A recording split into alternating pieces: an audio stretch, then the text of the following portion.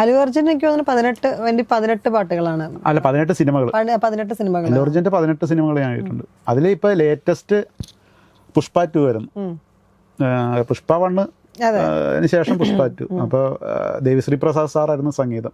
അപ്പോൾ എന്നോട് ചെന്നൈയിലേക്ക് ചെല്ലാൻ പറഞ്ഞു. ആദ്യമായിട്ട് പുഷ്പ 1 എഴുതാനായിട്ടാണ് ചെല്ലുന്നത്. അദ്ദേഹത്തിന്റെ സ്റ്റുഡിയോയിൽ ചെന്നിട്ട് ചെന്നൈയിൽ ചെന്നിട്ട് അവിടെ ഇരുന്നിട്ടാണ് പാട്ട് എഴുതുന്നത്.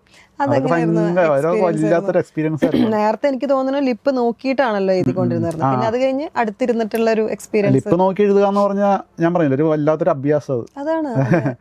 അതിപ്പോ നമ്മൾ ഈ എന്താ പറയുന്ന ഞാനതിനൊരു ഉദാഹരണം പറഞ്ഞത് എൻ്റെ അർജുനൻ ഇതുണ്ടല്ലോ, അസ്ത്രമീണ ഒരു കഥയില്ല എൻ്റെ മഹാഭാരതത്തിൽ.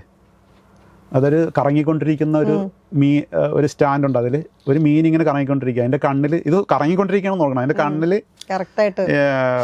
ഈ താഴത്ത് വെച്ചിരിക്കുന്ന വെള്ളത്തിൽ നോക്കിയിട്ട് അതിൻ്റെ നിഴൽ നോക്കിയിട്ട് ഇങ്ങനെ താഴത്ത് നോക്കിയിട്ട് അമ്പയ്യെന്ന് പറഞ്ഞ പോലെ ഒരു സംഭവം ഉണ്ടല്ലോ, കേട്ടിട്ടില്ലേ? അത്ര ടാസ്ക്കാണിത്. ഞാനൊരു ഉദാഹരണം പറഞ്ഞതാണ്. കാര്യം നമ്മൾ ട്യൂൺ നോക്കണം, അതിൻ്റെ ഒപ്പം ചുണ്ട് അനങ്ങുന്നത് നോക്കണം, ഇതിനൊപ്പം നല്ല ഇമോഷൻസ് കണക്ട് ചെയ്യണം, ഈ വാക്കുകൾ നല്ല വാക്കുകൾ വേണം, അത്യാവശ്യം മലയാളം പാട്ട് പോലെ തോന്നിക്കുകയും ചെയ്യണം. ഇത്രയും കുറേ വെല്ലുവിളികൾ എൻ്റെ അകത്തുണ്ട്.